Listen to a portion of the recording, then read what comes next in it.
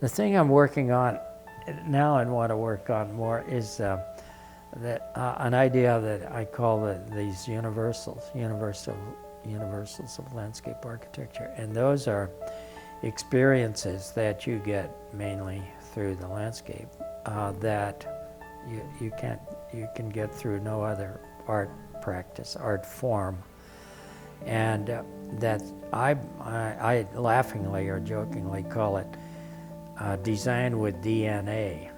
This is a takeoff on my old buddy Ian McCarg, Design with Nature, so we'll get into design with DNA, and Kylie is onto this too about human nature. You know. So these are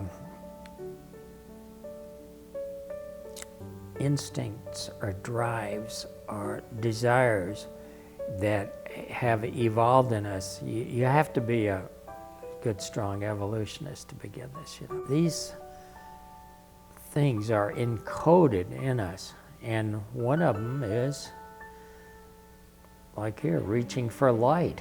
You know, you can take amoebas and put them in the dark and they'll get over here where there's some change in the environment in that.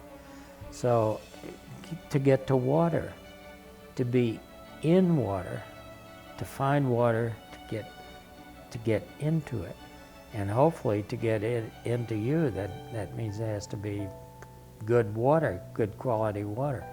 So these are drives, and they are inherent in nearly every organism, and certainly culminate in this beast. So you can, and some of them are really simple, like you can explain the ideas of prospect and refuge this way. To climb, the will to climb, to surmount. And you see this in the young children. You put a bunch of milk crates around there in a preschool and pile them up, and they'll start climbing up, and, you know, exerting themselves, king of the mountain, queen of the mountain. So this is just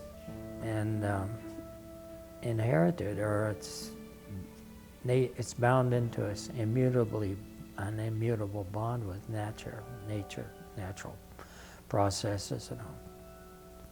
So the will to climb, and they nearly always are coupled in these yin-yang kind of opposites too. If you have the will to climb, then you have the will to encave, to get down, to protect yourself.